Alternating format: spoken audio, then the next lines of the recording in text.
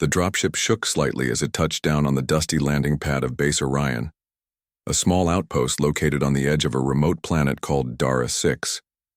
The sky was a dull gray, and the air felt dry even through the base's filtration system. Leo, Carter, a young human officer in his late 20s, stepped off the ramp carrying a medium-sized duffel bag. His dark green uniform was neat and his boots were polished, but his eyes held the tired look of someone who had been transferred one too many times. This was his new post. No fanfare, no welcoming party. Just silence and a few soldiers walking, but without a glance. As Leo looked around, an older officer approached him. The man was tall, with a shaved head and stern eyes. His name tag read Colonel Hargrove. "You must be Lieutenant Carter," the colonel said in a flat voice. "Welcome to Dara 6. You'll find it uneventful." Leo nodded. "Yes, sir. I was told this was a quiet post." "It is," Hargrove replied. "Too quiet sometimes. Come with me. I'll take you to your quarters." They walked through the base corridors, which were clean, but cold and lifeless. No laughter, no conversations, just the low hum of machines and the occasional voice on the intercom. Finally, they reached a metal door. Hargrove tapped a code and the door slid open. "Your room," he said. "Everything's already set. Also," he paused, "you've been assigned a helper." Leo looked confused. "A helper?" "Yes, part of the cooperation treaty with the Darai. They send personnel to assist us. You'll find her inside." Before Leo could ask more, the colonel turned and walked away, his footsteps fading into the hallway. Leo stepped inside. The room was simple: one bed, a desk, storage lockers, and a small kitchen unit. It looked like any other military room. But then he saw her. Standing quietly by the window was a young alien woman. Her skin was pale blue with a soft purplish tone. Her ears were small and gently pointed, and her eyes were large and silver gray. She wore a plain light robe with a symbol Leo didn't recognize. Her hands were folded in front of her. When she noticed him, she bowed her head slightly. "Greetings," she said softly. "I am Sira, assigned to serve you." Leo blinked. "Serve me?" "Yes," she said without lifting her head. "I can cook, clean, organize your reports, and carry out any personal duties you require." Leo felt uncomfortable. This wasn't what he expected. "You don't have to do all that," he said. "I can take care of myself." She looked up for a moment, then lowered her gaze again. "It is my duty." Leo placed his bag on the bed. "Is this normal?" "It is part of the agreement," she said. "Each officer is assigned one of us." Leo didn't know what to say. This wasn't mentioned in his briefing. He wasn't used to having someone wait on him, especially not like this. He glanced at her again. She stood perfectly still, like she had been trained not to move unless spoken to. Her face showed no emotion. "Well," he said, trying to smile. "You don't have to stand there all day. You can sit if you like." "I prefer to stand, sir." He sighed. "All right." The next few days were awkward. Sira would wake up early, prepare meals, organize Leo's files, and silently tidy the room. She never ate with him, never spoke unless asked, and always addressed him as sir. Every time he tried to talk to her like an equal, she gently pulled away. One evening, Leo asked, "Do you have family?" She hesitated. "They live on the other side of Dara. I have not seen them since I was selected." "Selected for what?" "For base service." That was all she said. Leo began noticing other things. Whenever high-ranking officers passed by, she would quickly lower her head and step back. She always kept her distance from other Darai workers and never spoke to them unless it was necessary.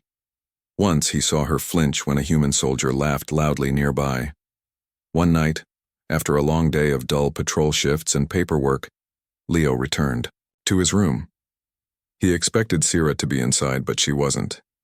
He found her sitting quietly in the hallway, her back against the wall, her knees pulled close to her chest. Her eyes were open, but distant. "Sierra?" he asked gently. She didn't move. He sat down beside her, leaving space between them. "Are you okay?" After a long pause, she spoke in a whisper. "I am functioning." "That's not what I asked." She finally turned her head and looked at him. For the first time, he saw something in her eyes. Pain, sadness, maybe fear. But it vanished quickly. I'm sorry, I should return to my duties." "You don't have to apologize," Leo said. "You're not doing anything wrong." She stood up slowly. "You are different from the others."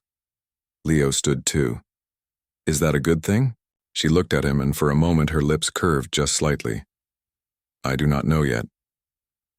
Later that night, Leo couldn't sleep. He lay on the bed staring at the ceiling. Something wasn't right. This system, this whole helper setup, felt wrong. It was legal, part of some cultural agreement, sure. But something deep inside told him it wasn't truly fair. Sierra wasn't here by real choice. She was here because someone told her to be. And now she was stuck. Quiet, obedient, and alone. Leo made a quiet promise to himself. He would not treat her like a servant, not ever. If she was going to stay, she would be treated like a person with kindness, respect, and freedom. Whatever this base's rules were, Leo had his own way of doing things. The days passed slowly on base Orion. Leo woke up early, followed the same routine, and handled reports and security checks. The base rarely had any real danger. The enemy war was over, and this place was more like a forgotten corner of the galaxy. But Leo's mind wasn't focused on military work anymore. He was thinking about Sierra.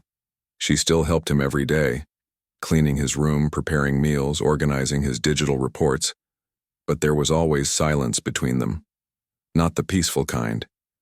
It was the silence of someone hiding something, deep inside. Leo wanted to understand her better. He didn't want a helper. He wanted her to speak freely. But Sierra always kept a polite distance. One morning, Leo tried something different. "I made breakfast today," he said, holding 2 trays. "Let's eat together." She looked surprised. "That is not necessary. I can wait." "No," Leo said, smiling gently. "It is necessary. You've served me every day. Today I serve you." Sierra paused, then slowly sat across from him. She picked up a spoon carefully, like she wasn't sure if this was allowed. Leo watched her as she ate in small bites. "You like it?" he asked. "It is warm," she said quietly. "And simple. That is good." He smiled. "That's how I cook." There was a small pause. For the first time, Leo noticed she was sitting more comfortably. Her shoulders weren't as stiff, and she didn't keep her head down as much. "Do you ever go outside the base?" he asked. "No," she replied. "We are not allowed to leave. The service zone. That's not fair." She didn't answer. Later that week, something strange happened. Leo was heading back to his room after a patrol check when he passed by the storage bay. Inside, 2 human officers were speaking with one of the Darai assistants. The assistant looked nervous. He kept his eyes down, nodding quickly. Suddenly, one of the officers raised his voice. "You people should be thankful we let you live here." Leo stopped. The Darai assistant stepped back, afraid. The officer laughed and turned away. Leo didn't say anything right then, but the scene stayed in his mind. That night, he asked Sierra, "Do humans treat Darai this way often?" She was quiet for a moment, then she said, "Not all humans. Some are kind. Others forget we are people." Leo looked at her carefully. "Has anyone hurt you?" "No," she said quickly. "But fear does not need pain. Sometimes silence hurts more." He understood what she meant. Leo began to read the peace agreement between Earth Command and the Darai Republic. He found it in the base archive files. It was long and full of legal terms, but one section caught his eye. Cultural Exchange Initiative, Section 17, Assignment of Darai Support Personnel to Human Officers for Mutual Learning and Cooperation. That sounded innocent, but Leo saw the truth behind the words. It was a system where Darai women were assigned to human officers not as workers, but as quiet helpers, with no rights to leave or refuse. It wasn't slavery, not legally, but it didn't feel right. He closed the file and looked at Sira, who was quietly folding his uniform. "Did they ask you if you wanted this life?" he asked. She didn't look up. "My name was chosen. That is how our system works. But what about what you want?" She hesitated. Then she said, "Wanting is dangerous. It leads to disappointment." Leo stood up and walked over to her. "That's not how it should be. You deserve to want something. You deserve to live your own life." She looked at him, unsure. "No one ever told me that before," she whispered. The next morning, Sira didn't show up at breakfast. Leo searched the halls and found her outside near the utility fence that separated the base from the open plains. She was sitting on a rock, staring at the horizon. "Sira?" he asked. She turned slowly. "I wanted to see the sunrise." He sat beside her. The sky was a mix of soft blue and pink, with a few birds flying over the hills in the distance. "I've lived here for months," she said, "and I never saw it before." "Looks beautiful," Leo said. "Yes," she nodded, "but sad too, because I forgot beauty still existed." Leo didn't speak. He just let the silence stay with her, this time not empty, but peaceful. That evening, something changed. As Leo entered his room, he saw that Sira had drawn something on the data tablet, and the image of the sunrise they saw together. Her style was gentle, soft lines and simple colors. "You drew this?" he asked. "I used to draw long ago," she said. "Before I was assigned. I thought I had lost the skill." "It's beautiful," he said. "You should draw more." She smiled for the first time, just a small smile, but it was real. Later, Colonel Hargrove stopped by. "I hear you've been treating your Darai assistant like a guest," the colonel said with a cold look. "That's not how things are done here." Leo stood straight. "She's not a machine. She deserves respect." Hargrove narrowed his eyes. "Careful, Lieutenant. You're new here. Learn to follow rules before you start changing them." Leo didn't respond, but his mind was set. He wasn't going to let anyone scare him into silence. That night, Sira sat near the window, looking at the stars. Leo walked over. "What are you thinking about, my people?" she said. "We used to sing songs about the stars. We believed they were alive. Now we serve inside metal walls, forgetting who we are." "You don't have to forget," Leo said. "You still have your voice." She turned to him. "Do I really?" "Yes, and I'll help you find it." She nodded slowly. "Then I will try." From that day on, Sira changed. She started asking small questions about Earth, about music, about history. She began drawing more. Sometimes she even laughed softly when Leo told her old academy jokes. The silence between them began to fade. In its place, something new was growing. Not friendship yet, maybe not even trust, but hope. And for Sira, that was a beginning. The days at Base Orion continued, but things were no longer the same. Leo and Sira had started a slow, careful friendship that did not follow the usual rules. Sira asked questions, learned new things, and even smiled more often. Leo noticed that the walls around her quiet heart were beginning to crack, but this new peace was fragile. One afternoon, while Leo was reviewing patrol reports, a sharp knock came at his door. It was Captain Myers, a strict officer known for following rules to the letter. "Lieutenant Carter," Myers said without greeting. "I hear you have been encouraging your Darai assistant to question orders and be less obedient." Leo frowned. "Sira's a person, Captain. She deserves respect and freedom to speak." Myers' eyes narrowed. "This is not a democracy, Carter. You are here to follow orders. Your less obedience talk could cause trouble." "I want no trouble," Leo said calmly, "but I will not allow injustice." Myers shook his head and left, leaving Leo alone with his thoughts. That evening, Leo found Sira in the garden area outside the base. She was staring at a small patch of wildflowers that had somehow grown in the rocky soil. I had never seen flowers before, she said softly. They remind us that life can grow even in hard places, Leo replied. Sira looked at him thoughtfully. I want to be like these flowers, to grow where I am planted, but to choose my own sunlight. Leo smiled. Then you will choose. Days later, Leo discovered something troubling. Hidden deep in the base's classified files, he found a secret list of Darai personnel assigned to various officers. Many of these women had no rights and were considered property under old treaty clauses. Worse, several reports mentioned officers ignoring their helpers, using them as tools without care.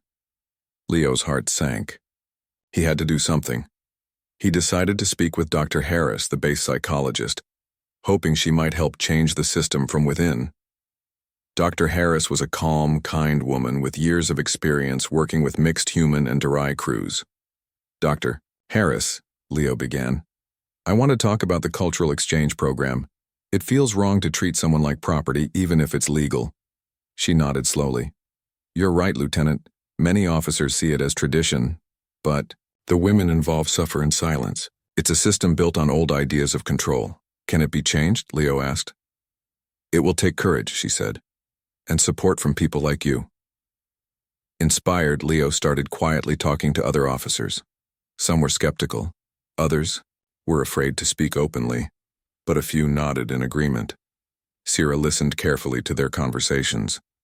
She was learning to stand for herself, but this was bigger than just her. One evening, Leo invited Sira to the base's small recreation room. I want to teach you how to use the comm system to speak freely, he said.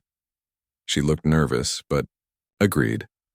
Together, they practiced sending messages and speaking to crew members across the base. Sira's voice was soft but steady.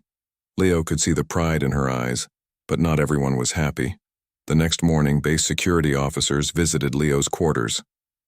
You're warned, Lieutenant, the chief said.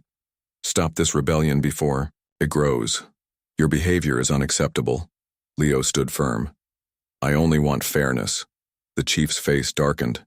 Fairness is not in the orders. Remember your place. Leo's jaw tightened. He knew the fight was just beginning. That night, Sira came to Leo quietly. I have a choice now, she said. Before I only obeyed. Now I can decide. But if I choose freedom, I risk losing everything. Leo took her hands gently. You will not lose me. She looked into his eyes, her own shining with hope and fear. I want to be free. She whispered. And you will be, Leo promised. Together, they began to plan. Not loud protests or threats, but small acts of courage. Sira started speaking more with other Darai women. She shared stories and helped them find their own voices. Leo worked on collecting evidence of mistreatment and unfair orders. One day, Leo was called to a meeting with Colonel Hargrove and several senior officers. You are stepping beyond your rank, Hargrove said sharply. The cultural exchange program is approved by the Earth Council. You cannot change it. Leo stood tall. Programs must change if they harm people. Freedom and respect are not punishable crimes. The room grew quiet. After the meeting, Leo returned to his quarters to find Sira waiting. We will find a way, she said softly. Leo nodded. Together. In the days that followed, Leo and Sira's quiet rebellion spread. Small acts of kindness, small words of truth. The seeds of change were planted on Dara 6. The quiet rebellion that Leo and Sira had begun was starting to spread through Base Orion like a small fire in dry grass. More Darai women spoke softly about their hopes and fears.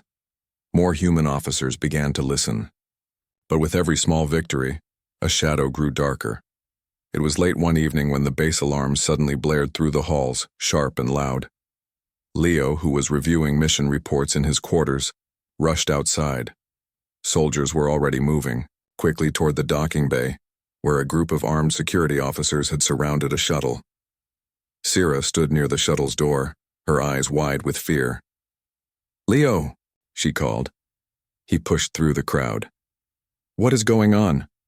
One of the security officers stepped forward. Lieutenant Carter, this Dari woman is being recalled by her people's government. She must return immediately. Sira's voice trembled. I don't want to go. Please don't make me leave. Leo took her hand. I won't let them take you. The officer shook his head. Orders come from the highest levels. We must follow them. Leo's heart pounded. He knew this was more than just a recall. It was a punishment for the quiet rebellion. The next hours passed in confusion and fear.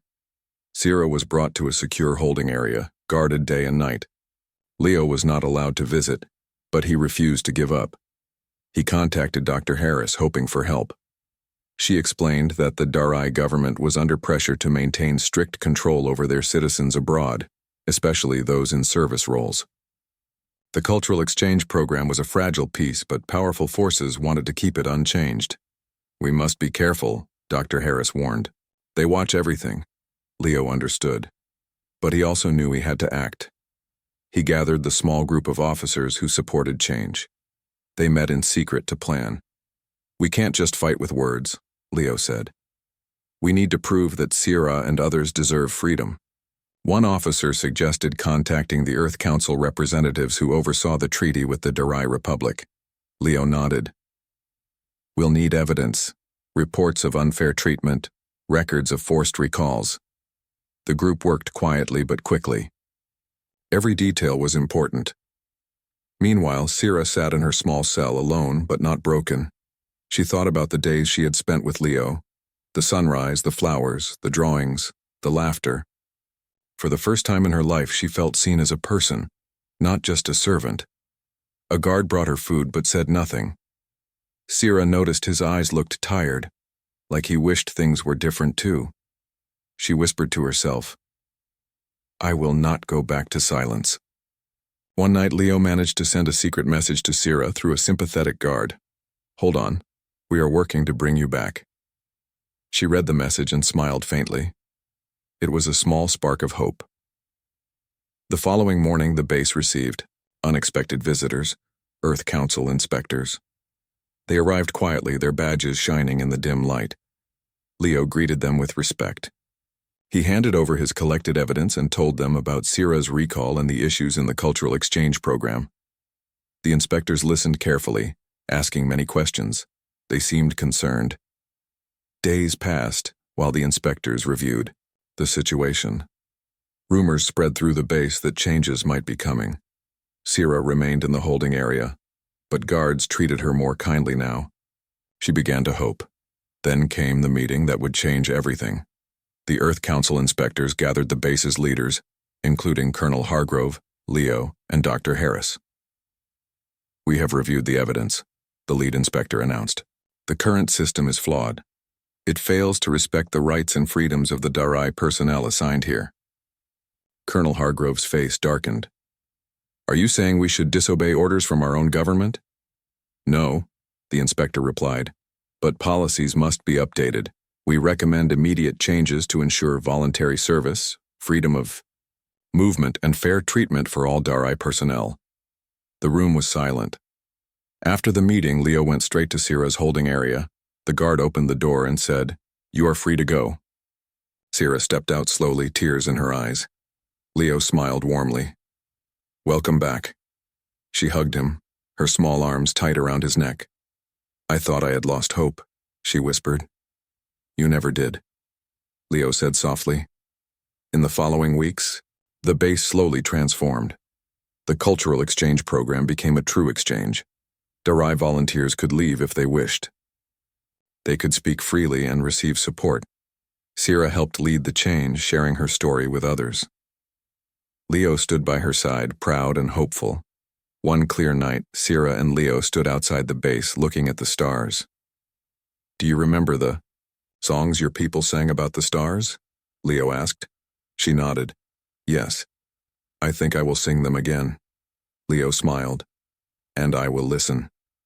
Together they looked up, imagining a future where respect and freedom could grow across the galaxy. The days after Sira's release from the holding area were filled with hope and new challenges. Base Orion was no longer the same place it had been before. The quiet rebellion led by Leo and Sira had sparked a change, that was now growing stronger. Sira walked through the halls with her head held high. Officers and Darai women smiled at her as she passed. For the first time, she felt like she belonged. Leo watched her with pride. She was no longer just his assistant. She was his friend and partner in a mission bigger than both of them. One morning, Leo called a meeting with the officers who supported the new changes. "We have a chance to build something better here," he said. "The cultural exchange program can become a model of respect and freedom, but we must keep working together." Dr. Harris nodded. "We need to create new rules, clear rules, that protect everyone's rights. This is a chance to show the galaxy how humans and aliens can live and work together as equals." The officers agreed, and work began. Sira joined the effort, helping to design support programs for Darai personnel. She shared her own story to inspire others. "I was scared to speak at first," she told the group. "But when people listen, we find strength. Together we can make things better." Her words touched many hearts. Slowly, trust grew. Outside Base Orion, a small group of Darai volunteers had gathered. They had heard about the changes and wanted to join the new program. One of them, a young Darai woman named Lena, approached Sira. "I want to serve, but on my own terms," Lena said. Sira smiled. "That is your right. We will help you." Lena's eyes shone with hope. Meanwhile, the Earth Council was sending more inspectors to other bases. They wanted to make sure that all cultural exchange programs followed the new guidelines. Leo received a message from headquarters. "Excellent work, Lieutenant Carter. Your base is leading the way." He smiled, knowing that the fight was far from over but that progress was real. One evening, as Leo and Sira stood outside under the stars, they talked about the future. "Do you think humans and Darai will ever truly understand each other?" Leo asked. Sira looked up at the stars. "I think we already are. When we listen with open hearts, we find common ground." Leo nodded. "And that is the start of peace." Suddenly, a small alarm sounded on the base comm system. A distress call from a nearby human colony reached Base Orion. Leo and Sira exchanged a look. The call was urgent. The colony was under threat from a rogue alien group that wanted to seize their resources. "We must help," Leo said firmly. Sira agreed. Together, the base prepared quickly. Darai volunteers joined the human crew, ready to defend the colony. As they boarded the ships, Sira looked at Leo. "This is our chance to show what we can do, as friends, as equals." Leo smiled.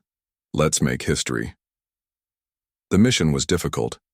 The rogue group was fierce and had advanced weapons, but the combined human and Darai team worked with skill and courage. Sira used her knowledge of Darai tactics to predict the enemy's moves. Leo led the human forces with steady command. Slowly, they pushed the enemy back. In the final battle, Sira and Leo fought side by side on the front lines.